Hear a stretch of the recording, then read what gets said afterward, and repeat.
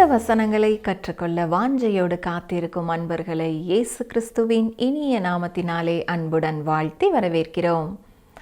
நாம் கடந்த நிகழ்ச்சியிலே யோவான் 3ஆம் அதிகாரம் 5ஆம் வசனம் முதல் 36ஆம் வசனங்கள் வரை கற்றுக்கொண்டோம். அந்த பகுதியிலே நாம் கற்றுக்கொண்டது என்ன? பரிசுத்த ஆவியானவர் கர்த்தருடைய வார்த்தையை பயன்படுத்தாமல் ஒரு மனிதனை மறுபிறப்படைய செய்ய முடியாது என்றும், ஆண்டவராகிய இயேசுவண்டை வரும்போது நம் முகமூடி எல்லாவற்றையும் களைத்துவிட்டு நாம் இருக்கிற வண்ணமாக அவர் அண்டை வரும்போது மட்டுமே இயேசு கிறிஸ்து நம்மிடம் உண்மையான ஆழ்தத்துவத்தோடு செயல்பட முடியும் என்றும், இயேசு கிறிஸ்து இந்த உலகத்தில் இருந்தபோது எந்த ஒரு மனிதனும் பரலோகத்திற்கு சென்றதும் இல்லை, சென்று திரும்பியதும் இல்லை என்பதையும் கற்றுக்கொண்டோம். இன்று நாம் யோவான் 4ஆம் அதிகாரம் 30ஆம் வசனங்கள் வரை கற்றுக்கொள்ள இருக்கிறோம். இந்த பாடத்திலே இயேசு கிறிஸ்து எந்த அளவிற்கு இந்த பூமியிலே மனிதராக இருந்தார் என்பதை விளக்கும் சம்பவம் எது? நாம் எங்கே தேவனை தொழுது கொள்ள வேண்டும்? சமாரிய ஸ்திரீ மேசியாவாகிய இயேசு கிறிஸ்துவை குறித்து கொடுத்த சாட்சி என்ன? ஆம், முழுமையாக அறிந்து கொள்ள எங்களுடன் இணைந்திருங்கள். கிறிஸ்துக்குள் பிரியமான வேதாராய்ச்சி நேயர்களே, இன்று நாம் யோவான் 4ஆம் அதிகாரத்தை சிந்திக்கப் போகிறோம். இந்த அதிகாரத்திலே இயேசு கிறிஸ்து சமாரியாவில் உள்ள சீகார் என்னும் ஒரு கிராமத்திலே வெளியே கிணற்றண்டையிலே தண்ணீர் எடுக்க வந்த பெண்ணோடு பேசுவதை நாம் பார்க்கிறோம். தொடர்ந்து கப்பர்நகூமிலே அவர் செய்கிற ஒரு அற்புதத்தை குறித்தும் இங்கே பார்க்க போகிறோம். இயேசு கிறிஸ்துவின் ஊழிய காலத்திலே நடந்த ஒரு முக்கியமான சம்பவத்தை இந்த அதிகாரத்திலே பார்க்கிறோம். அவர் சமாரியா வழியாக செல்கிறார். பாருங்கள், யோவான் 4ஆம் அதிகாரம் முதல் 3 வசனங்களை வாசிக்கிறேன். யோவானை பார்க்கிலும் இயேசு அநேகம் பேரை சீஷராக்கி ஞானஸ்நானம் கொடுக்கிறார் என்று பரிசேயர் கேள்விப்பட்டதாக கர்த்தர் அறிந்தபோது யூதேயாவை விட்டு மறுபடியும் கலிலேயாவுக்கு போனார். இயேசு தாமே ஞானஸ்நானம் கொடுக்கவில்லை, அவருடைய சீஷர்கள் கொடுத்தார்கள். இந்த சம்பவம் 3ஆம் அதிகாரத்தை தொடர்ந்து நடைபெறுகிற ஒன்றாயிருக்கிறது.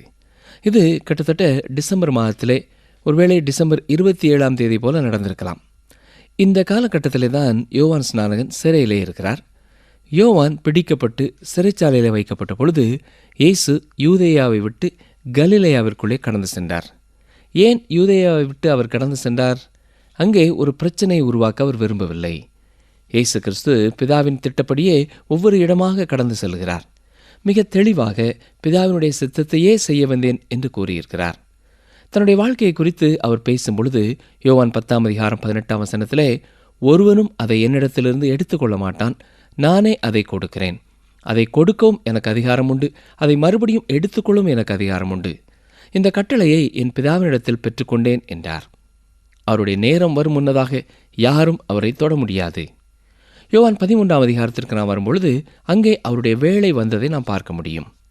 யோவான் 13ஆம் அதிகாரம் 1ஆம் வசனம் பாருங்கள். பஸ்கா பண்டிகைக்கு முன்னே இயேசு இவ்வுலகத்தை விட்டு பிதாவினிடத்திற்கு போகும்படியான தம்முடைய வேலை வந்ததென்று அறிந்து தாம் இவ்வுலகத்தில் இருக்கிற தம்முடையவர்களிடத்தில் அன்பு வைத்தபடியே முடிவு பரியந்தமும் அவர்களிடத்தில் அன்பு வைத்தார் என்று வாசிக்கிறோம். எனவே இயேசு கிறிஸ்து பிதாவினுடைய காலத்திட்டப்படி தொடர்ந்து கடந்து சென்று கொண்டிருக்கிறார். ஏனென்றால் பிதாவினுடைய சித்தத்தை செய்யவே அவர் பூமிக்கு வந்தார். இப்பொழுது மீண்டுமாக கலிலேயாவை நோக்கி போய்க் கொண்டிருக்கிறார். வசனம் 4 பாருங்கள். அவர் சமாரியா நாட்டின் வழியாய் போக வேண்டியதாய் இருந்தபடியால், இங்கே போக வேண்டியதிருந்தபடியால் என்ற வார்த்தையை நாம் கவனிக்க வேண்டும். ஏன் அவர் சமாரியாவின் வழியாக போக வேண்டும்? ஏனென்றால் அங்கே ஒரு பெண்மணியை அவர் சந்திக்க வேண்டியதாயிருந்தது. வசனம் 34 பாருங்கள். யோவான் 4:34. இயேசு அவர்களை நோக்கி, நான் என்னை அனுப்பினவருடைய சித்தத்தின்படி செய்து அவருடைய கிரியையை முடிப்பதே என்னுடைய போஜனமாயிருக்கிறது. அவர் சமாரியாவின் வழியாக கடந்து செல்ல வேண்டும். ஏனென்றால் அதுவே பிதாவினுடைய சித்தம். அவர் சென்றடைய போகிற இடம் தண்ணீரை ரசமாக்கின கலிலேயாவில் உள்ள கானாவூர். ஏனென்றால் அங்கே ராஜாவின் மனுஷரில் ஒருவனுடைய குமாரன் வியாதியாயிருக்கிறான். அவனை குணமாக்க வேண்டும். ஆனால் இப்பொழுது சமாரியாவின் வழியாகவே அவர் செல்ல வேண்டும். அவர் கலிலேயாவில் உள்ள கானாவூருக்கு போவதற்கு 3 பாதைகள் உண்டு. அவர் கலிலேயா கடற்கரை வழியாக கடந்து சென்றிருக்கலாம். இன்றைக்கும் அந்த பாதை அங்கே இருக்கிறது. அல்லது யோர்தானுக்கு அப்புறத்தின் வழியாக சென்றிருக்க வேண்டும், அல்லது சமாரியாவின் வழியாக செல்ல வேண்டும். ஜோசிஃபஸ் என்ற வரலாற்று ஆசிரியர் சொல்லும் பொழுது, குறுக்கு பாதை சமாரியாவின் வழியாக இருந்தாலும் அநேக யூதர்கள் அந்த வழியாக செல்லாமல் சுற்றியே சென்று கொண்டிருந்தார்கள். ஆனால் இயேசு சமாரியாவின் வழியாக சென்றார் என்று கூறுகிறார். யோவான் 4:5 யாக்கோபு தன் குமாரனாகிய யோசேப்புக்கு கொடுத்த நிலத்துக்கு அருகே இருந்த சமாரியாவில் உள்ள சீகார் எனப்பட்ட ஊருக்கு வந்தார். யோசேப்பின் கல்லறை அதற்கு பக்கத்திலே இருக்கிறது. சீகாருக்கு அப்புறத்திலே ரோமர்களால் போடப்பட்டிருந்த அந்த சாலையிலே கிணற்றண்டையிலே இயேசு அந்த பெண்ணை சந்திக்கிறார். வடமேற்கிலே கெர்சி மலை இருக்கிறது. இந்த சமாரியர்களின் தேவாலயம் கெர்சிம் மலையடிவாரத்திலே தான் இருக்கிறது. யோவான் 4:6 பாருங்கள். அங்கே யாக்கோபுடைய கிணறு இருந்தது. இயேசு பிரயாணத்தினால் இளைப்படைந்தவராய் அந்த கிணற்றின் அருகே உட்கார்ந்தார். அப்பொழுது ஏறக்குறைய 6 மணி வேளையாயிருந்தது. 6வது மணி வேளை என்று யூதர்களுடைய கணக்கை நாம் பார்த்தால் நமக்கு மதியம் 12 மணி ஆகும். பிரயாணத்தினாலே அவர் களைப்படைந்தவராயிருக்கிறார். அருமையானவர்களே, எந்த அளவு அவர் நம்மை போல ஒரு மனிதனாய் இருந்தார் என்பது இங்கேயும் தெளிவாகிறது. யோவான் தேவனுடைய குமாரனாகிய இயேசு கிறிஸ்துவை காண்பித்திருக்கிறார். மாம்சமான தேவனை குறித்து அவர் எழுதி கொண்டிருக்கிறார். ஏனென்றால் யோவான் 1:14 வார்த்தை மாம்சமானார் என்று கூறியிருக்கிறார். வார்த்தைகள் எளிதானவைகளாய் இருந்தாலும் மிக உன்னதமான பொருளை அவை கொடுக்கிறதாயிருக்கிறது. இதை குறித்து சிந்தித்து பாருங்கள். நித்தியத்தின் தேவன் இந்த பூமிக்கு மனிதனாய் வந்தார். வார்த்தையானது மாம்சமாகி நமக்குள்ளே வாசம் பண்ணினார். ஆம், நமக்குள்ளே கூடாரமிட்டு அவர் தங்கினார். அவர் சமாரியாவின் வழியாக சென்றார். மத்தியான வெயிலிலே களைப்படைந்தவராய் அந்த சமாரிய பெண்ணை சந்திக்கும்படியாய் அவர் கிணற்றண்டையிலே உட்கார்ந்தார். சமாரியர்கள் அந்நாட்களிலே மிகவும் எளிமையானவர்களாய் இருந்தார்கள். இந்த பெண் ஒழுக்கம் கெட்டவளாய் இருந்தாள். அவளுடைய வாழ்க்கை ஒரு பன்றியைப் போல இருந்தது. முரட்டாட்டம் உள்ளவளாகவும் இவள் காணப்பட்டாள். இந்த பெண் இயேசுவினிடத்திலே வந்த நிக்கோதேமுவை ஒப்பிட்டு பார்க்கும் பொழுது எவ்வளவோ வேறுபட்டவள். இங்கே எவ்வளவு வித்தியாசமாக இவளோடு இயேசு செயல்படுகிறார் என்பதை சற்றே கவனியுங்கள். சமயத்தை கரங்களிலே வைத்திருந்த நிக்கோதேமுவினிடத்திலே கடினமானவராக நேரடியாக சத்தியத்தை சொன்னார். ஆனால் இந்த பெண்ணிடத்திலே எப்படி பேசுகிறார் பாருங்கள். அந்த பெண்ணிடத்திலே தனக்கு உதவி செய்யும்படியாய் கேட்கிறார். அவர் இளைப்படைந்தவராய் களைப்படைந்தவராய் இருந்தபடினாலே அந்த சமாரிய பெண்ணிடத்திலே தண்ணீர் கேட்டார். அவரே ஜீவ தண்ணீர். ஆனால் அவர் அவளிடத்திலே தண்ணீர் கேட்டார். அது மதியான வேளையாயிருந்தபடியினாலே உணவு வாங்கும்படியாக சீஷர்கள் பட்டணத்திற்குள்ளே சென்றிருந்தார்கள். அவர்கள் சமாரியரிடத்திலே போய் உணவு வாங்கும்படியாய் சென்றிருந்தபடினாலே யூதர்கள் சமாரியர்களை வெறுத்தது போல இயேசு கிறிஸ்து வெறுக்கவில்லை என்பது தெளிவாகிறது. இயேசுவின் விருப்பத்திற்கு மறுப்பு தெரிவிக்கிறாள்.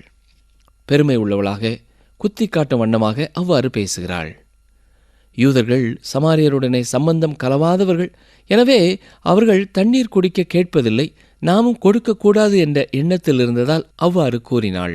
இங்கே இயேசு கிறிஸ்து என்ன செய்கிறார் கவனித்தீர்களா?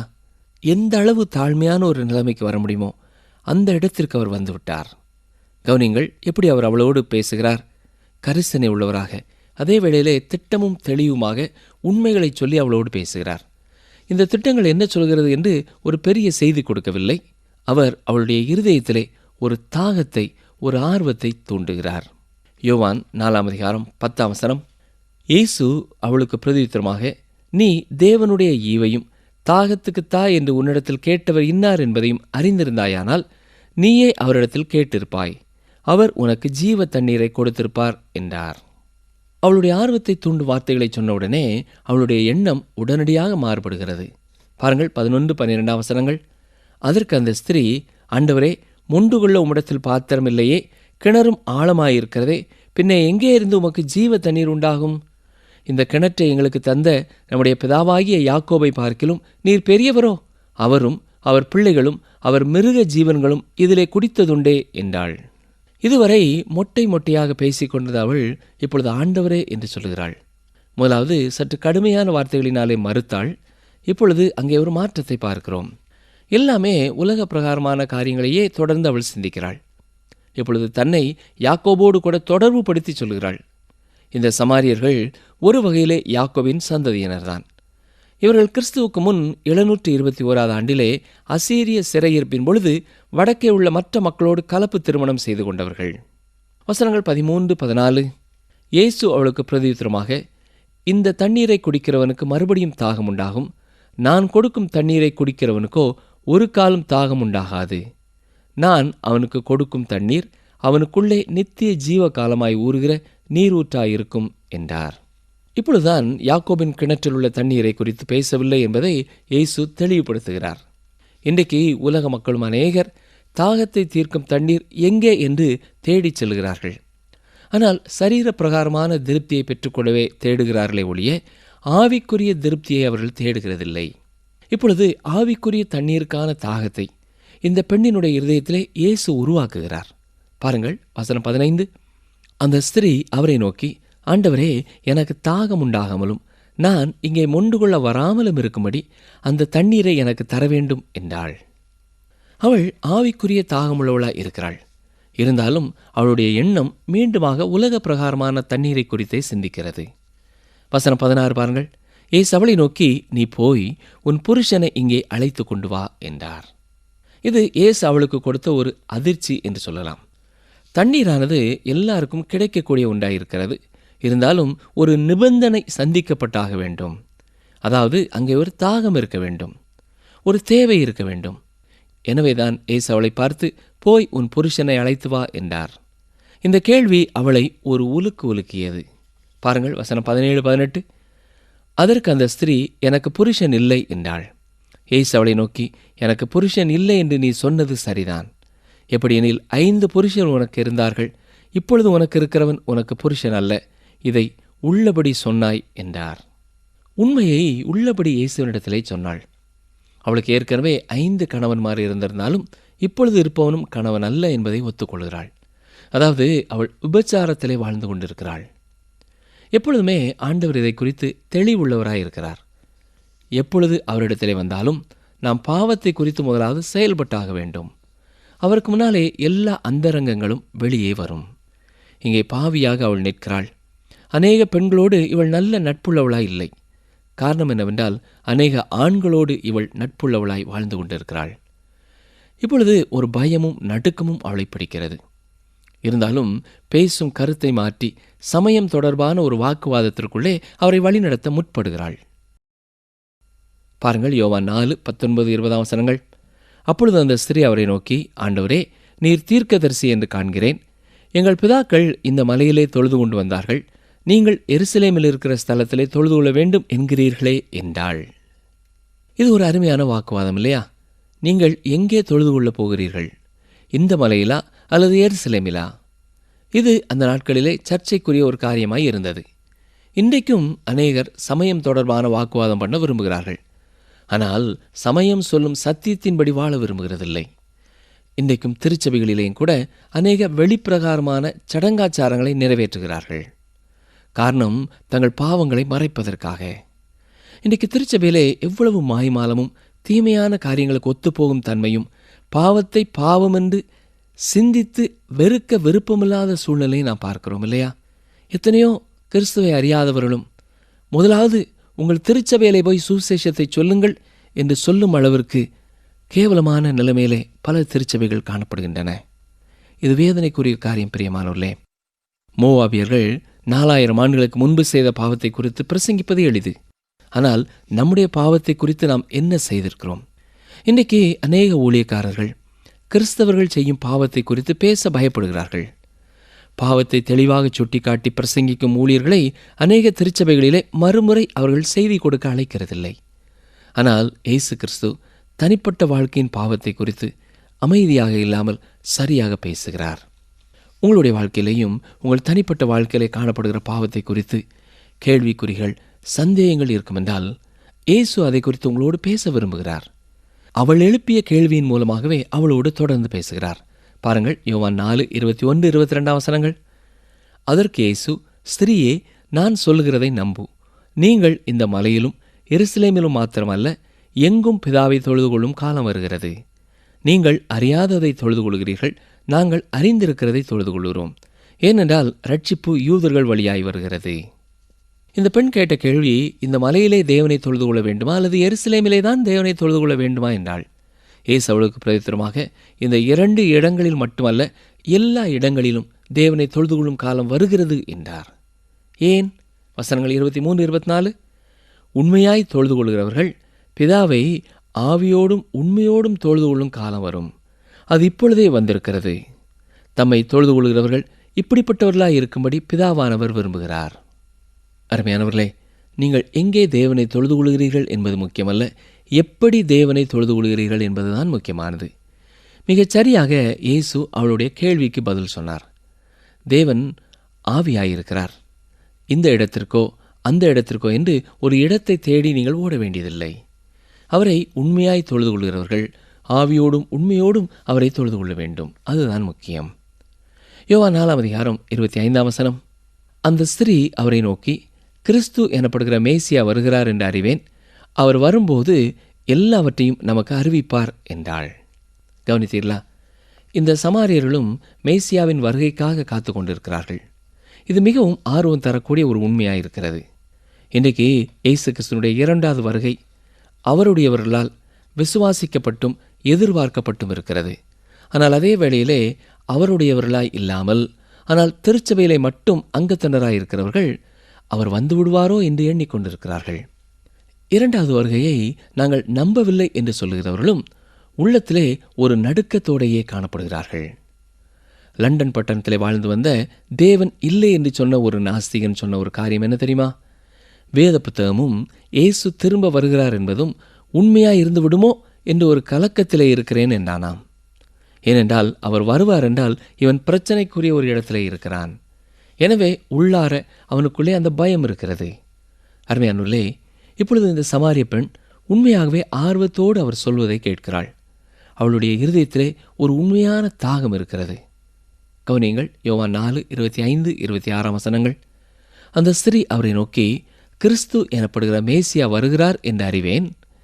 அவர் வரும்போது எல்லாவற்றையும் நமக்கு அறிவிப்பார் என்றாள். அதற்கு இயேசு, உன்னுடனே பேசுகிற நானே அவர் என்றார். இந்த வாக்கியம் எத்தனை சிறப்பானது இல்லையா? அந்த பெண்மணி இப்பொழுது நேருக்கு நேர் உலகத்தின் இரட்சகராகிய மேசியாவிற்கு முன்னாலே நிற்கிறாள். அருமையானவர்களே, இப்பொழுது உங்களிடத்திலே நான் ஒரு கேள்வி கேட்க விரும்புகிறேன். நீங்கள் யாராயிருந்தாலும் சரி, நீங்கள் எங்கே இருந்தாலும் சரி, நீங்கள் எப்படிப்பட்டவர்களாக இருந்தாலும் சரி, இயேசு கிறிஸ்துவை இந்த பெண்ணைப் போல நீங்களும் முகமுகமாய் எப்பொழுதாவது சந்தித்ததுண்டா? பிரியமானவர்களே, அந்த பெண் இயேசுவின் பிரசன்னத்திற்குள்ளே இருந்தாள். உன்னுடனே பேசுகிற நானே அவர் என்றார். நம்முடைய வாழ்க்கையிலே ஒரு சூழ்நிலையை குறித்து நாம் யோசித்துக் கொண்டிருக்கும் பொழுதோ, அல்லது நம்முடைய வீட்டிலே நடந்த ஒரு சம்பவத்தை குறித்து நாம் ஆழமாய் யோசிக்கும் பொழுதோ, ஆண்டவர் நம்மோடு கூட பேசுவார் என்றால், முகமுகமாய் பேசுவார் என்றால், அவருக்கு சரியான உத்தரவு கொடுக்க நாம் ஆயத்தமாக இருக்க வேண்டும். அவர் முகமுகமாய் சந்திக்கும் பொழுது நம்மை குறித்து அவர் சொல்லுகிற உண்மைகளை ஒத்துக்கொள்ள வேண்டும். யோவான் 4:27-29 வரை வாசிக்கிறேன். அத்தருணத்தில் அவருடைய சீஷர்கள் வந்து அவர் ஸ்திரீயுடனே பேசுகிறதை பற்றி ஆச்சரியப்பட்டார்கள். ஆகிலும் என்ன தேடுகிறீர் என்றாவது, ஏன் அவளுடனே பேசுகிறீர் என்றாவது ஒருவனும் கேட்கவில்லை. அப்பொழுது அந்த ஸ்திரீ தன் குடத்தை வைத்துவிட்டு ஊருக்குள்ளே போய் ஜனங்களை நோக்கி, நான் செய்த எல்லாவற்றையும் ஒரு மனுஷன் எனக்கு சொன்னார், அவரை வந்து பாருங்கள், அவர் கிறிஸ்துதானோ என்றாள். இப்பொழுது அந்த பெண் விசுவாசத்தோடு இயேசு கிறிஸ்துவண்டை திரும்பிவிட்டாள். எனவே துரிதப்பட்டு பட்டணத்திற்குள்ளே போய் மற்றவர்களிடத்திலே சொல்கிறாள். கவனித்தீர்களா? அவள் பட்டணத்தில் உள்ள பெண்களிடத்திலே போய் பேசவில்லை. பொதுவாக எல்லா ஜனங்களையும் நோக்கி பேசுகிறாள். அவள் அவ்வாறு பேசிக்கொண்டிருந்த ஜனங்களிலே அவளோடு தவறான வாழ்க்கை வாழ்ந்த மனிதர்களும் இருந்திருப்பார்கள். அவர்கள் இவள் செய்த எல்லாவற்றையும் அவர் சொல்லுகிறாரா என்று ஆச்சரியப்படுகிறார்கள். எனவே அடுத்த வசனத்தில் நான் வாசிப்பது போல அவர்கள் அந்த ஊரிலிருந்து புறப்பட்டு அவரிடத்திலே வந்தார்கள் என்று வாசிக்கிறோம். நிகழ்ச்சியை கேட்டுக்கொண்டிருக்கிற எனக்கு அருமையானவர்களே, நீங்கள் இயேசு கிறிஸ்துவின் அன்பை ருசித்து அவரை விசுவாசித்த ஒரு சகோதரனாக சகோதரியாக இருப்பீர்கள் என்றால், நீங்கள் பெற்ற அனுபவத்தை மற்றவர்களோடு பகிர்ந்து கொள்ள வேண்டும்.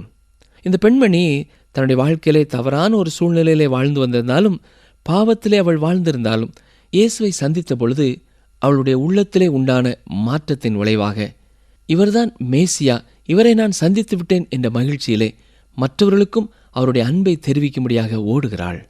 நாம் எத்தனையோ பேர் ஆண்டவராய் இயேசு கிறிஸ்துவை நம் இரட்சகராக அறிந்திருக்கிறோம். நம்முடைய பாவத்தை மன்னித்திருக்கிறார் என்று சொல்கிறோம். நித்திய ஜீவனை வாக்கு பண்ணியிருக்கிறார் என்று விசுவாசிக்கிறோம். ஆனால் இன்னும் எத்தனை பேருக்கு இயேசு கிறிஸ்து யார் என்பதையும், அவர் அவர்களுடைய வாழ்க்கைக்கு எவ்வளவு தேவை என்பதையும் நாம் சொல்லியிருக்கிறோம் என்பதை சற்றே எண்ணி பார்க்க வேண்டும். நாம் படிக்கிற இடத்திலேயோ, வேலை செய்கிற இடத்திலேயோ, அல்லது நாம் வசிக்கிற தெருவிலேயோ, நாம் பிரயாணப்படும் பொழுதோ, முதலாவது நம்முடைய வார்த்தை, நம்முடைய வாழ்க்கை மற்றவர்களுக்கு சாட்சியாக இருக்க வேண்டும். இரண்டாவதாக இயேசுவின் அன்பை எந்த வழியிலாவது மற்றவர்களுக்கு கொடுக்கவும் நாம் நம்மை அர்ப்பணிக்க வேண்டும். ஜெபம் செய்வோமா? எங்களை நேசிக்கிற அன்பின் ஆண்டவரே, தனித்திருந்த இந்த சமாரிய பெண்ணை தேடி சென்று அவளுடைய தேவையை நீர் சந்தித்தது போல இன்றைக்கும் ஒவ்வொரு சகோதரனுக்காக சகோதரிக்காக நாங்கள் ஜெபிக்கிறோம். அவருடைய உள்ளத்தின் பிரச்சனைகள், அவருடைய குடும்பத்தின் பின்னணியங்கள், அவருடைய வாழ்க்கையின் கசப்புகள் எல்லாவற்றையும் நீர் அறிந்திருக்கிறீர். அவர்கள் ஒவ்வொருவருடைய தேவையையும் நீர் அறிந்திருக்கிறீர். ஆண்டவரே, அவர்களை நீர் சந்தித்து அவர்களுக்குள்ளே இருக்கிற கசப்பை மாற்றி பாவத்திலிருந்து அவர்களை விடுதலை செய்து நித்திய ஜீவனை அவர்களுக்கு கொடுக்க வேண்டும் என்று ஜெபிக்கிறோம். யாராவது உள்ளத்தின் ஆழத்திலிருந்து, ஆண்டவரே, நானும் இந்த சமாரிய பெண்ணை போலத்தான் இருக்கிறேன், என்னோடும் பேசும், என்னுடைய வாழ்க்கையை மாற்றும், என்னை பரிசுத்தப்படுத்தும் என்று ஜெபிப்பார்கள் என்றால் இன்றைக்கே அவருடைய வாழ்க்கையிலேயும் ஒரு புதிய திருப்பத்தை கர்த்தர் கொடுக்க வேண்டும் என்று கெஞ்சுகிறோம். நீர் அவர்களை நேசிக்கிறீர் என்பதை அவர்கள் புரிந்து கொள்ள அவர்களுக்கு உதவி செய்யும். நீர் அவர்களோடு சொல்லும் காரியங்களுக்கு அவர்கள் செவி சாய்க்க கீழ்ப்படிய கிருபை செய்யும் ஐயா. துதி, கன, மகிமை எல்லாவற்றையும் நாங்கள் உமக்கே செலுத்துகிறோம். உம்மை அறிந்திருக்கிற நாங்கள் இன்னும் அநேகருக்கு உம்மை அறிவிக்கிறவர்களாகவும் அநேகரை உம்முடைய அன்பை ருசிக்க வழிநடத்துகிறவர்களாகவும் மாற்ற வேண்டும் என்று கேட்கிறோம். இயேசு இரட்சகரின் நாமத்தினாலே மனத்தாழ்மையோடு கேட்கிறோம் பிதாவே, ஆமேன். அன்பர்களே, இந்த நாளிலும் சமாரிய ஸ்திரீ வாழ்க்கையின் மூலமாக நாம் கற்றுக்கொண்டது என்ன? எப்பொழுது இயேசுவிடத்திலே வந்தாலும் நாம் பாவத்தை குறித்து முதலாவது செயல்பட வேண்டும். அவருக்கு முன்னாலே எல்லா அந்தரங்கங்களும் வெளியே வரும். இன்றைக்கும் திருச்சபைகளிலே பலர் அநேக வெளிப்புறமான சடங்காச்சாரங்களை தங்கள் பாவங்களை மறைப்பதற்காகவே நிறைவேற்றுகிறார்கள். இயேசு கிறிஸ்துவின் இரண்டாவது வருகையை நாங்கள் நம்பவில்லை என்று சொல்லுகிறவர்களும் உள்ளத்திலே ஒரு நடுக்கத்தோடு தான் காணப்படுகிறார்கள். நம்முடைய வாழ்க்கை மற்றவர்களுக்கு சாட்சியாக இருக்க வேண்டும். இரண்டாவதாக, இயேசுவின் அன்பை எந்த வழியிலாவது மற்றவர்களுக்கு கொடுக்கவும் நாம் நம்மை அர்ப்பணிக்க வேண்டும். கர்த்தர் உங்களை ஆசீர்வதிப்பாராக. மீண்டும் அடுத்த நிகழ்ச்சியிலே சந்திப்போம்.